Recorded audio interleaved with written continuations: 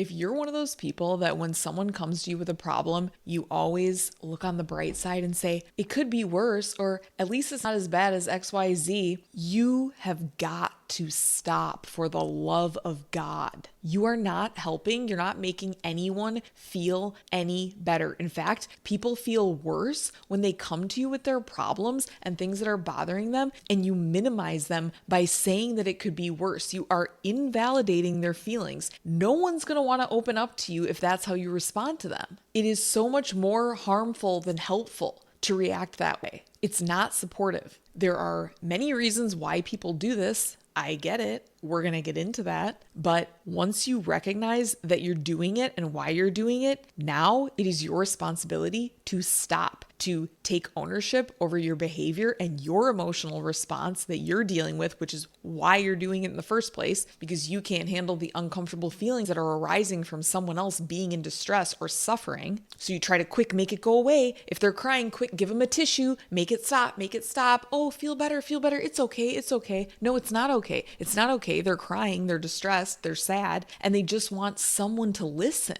These responses, like it could be worse, look on the bright side, they are dismissive. You minimize the person's feelings and you shut down any meaningful conversation. You end up creating a sense of isolation in the person. Have any of you experienced this? I bet you have, where you are carrying something heavy and you just want to be able to offload it somewhere. You want someone to help you bear the weight of it. You just want someone to listen. It's such a relief just to have someone listen, and you open up to someone, and after the conversation, you end up feeling worse than you did when you were carrying it alone. And you thought that opening up to someone that you love would make you feel better and you would feel supported. But instead, you feel like they clearly don't get it. They do not understand what you're going through. And apparently they think that it's really not as bad as you're making it out to be. Like, these phrases, I know that people mean well when they're saying them, but they come across as very condescending and judgmental, to be honest. There's a difference between empathy and fixing someone. And many people confuse these two things. Empathy is just being present, listening, and validating what someone is expressing to you. When you are trying to fix, that is often about your own discomfort with their negative emotions. Like I said before, when someone says to you that they're having a bad day or having a hard time in life, they are not asking you to compare their situation to someone else's and say, so-and-so has it worse. At least it's not as bad as what so-and-so is dealing with. They're not asking you to find a silver lining. Well, at least you still have whatever. At least you still have your job. At least you still have your parents. At least you are married. At least you have kids. At least you have a good job. At least you... That's not helpful.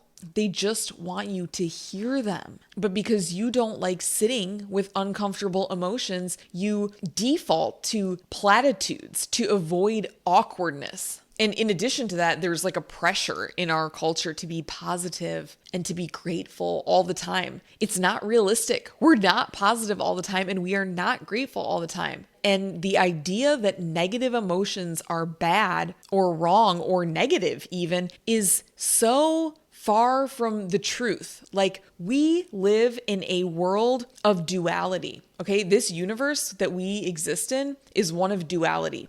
So we have light and dark. We have joy and sorrow. We have high and low. We have negative and positive.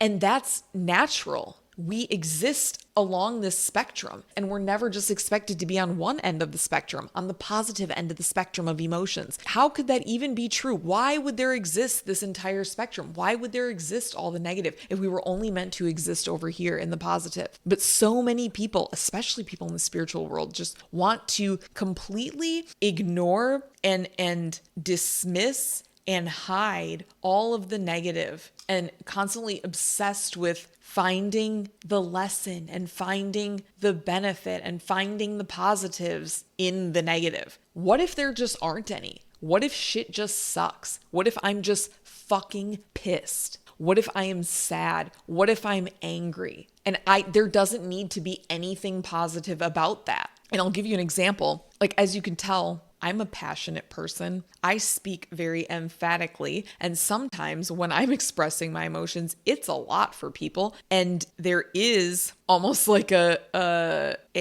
knee-jerk reaction to try to calm me down because I'm amped up. Like I'm excited. And it's like, I don't need to be calmed down. Okay. I'm expressing. I am just expressing, and it doesn't need to be made smaller. Like I have people in my life who, when I'm getting really excited about something, I'm passionate, I'm talking about it. I could be venting about something, whatever it is, I can tell they are very uncomfortable with my level of excitement and energy. Oh, okay. Well,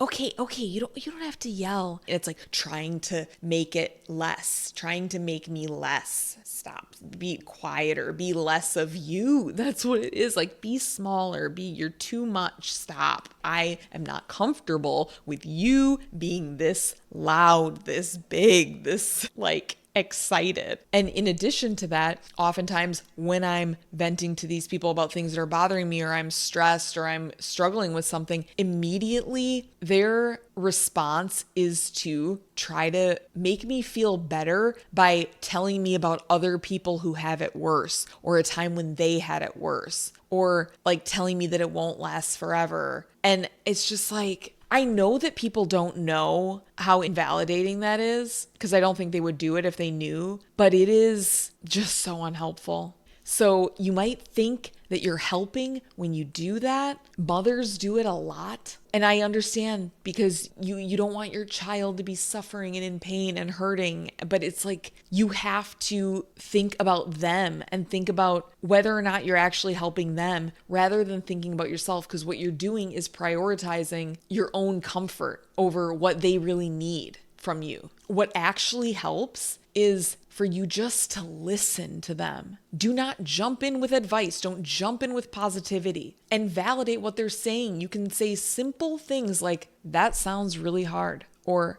I'm so sorry that you're going through this. I can't imagine what it feels like. Those things alone can make people feel so supported. They can make a huge difference. And you can ask people, do you want any advice, or do you just need someone to listen? Like, do that. Sometimes when I'm coming to someone, I'm like, I need you to help me fix this problem. I need a solution. I don't know what to do. But sometimes I don't want you to say anything. I just need to talk about something. I don't need help. I don't need advice. I don't need a solution to this problem, because there isn't one. So sometimes the most meaningful thing you can do is just sit with someone in their pain. You don't need to fix their feelings. Just let them feel them.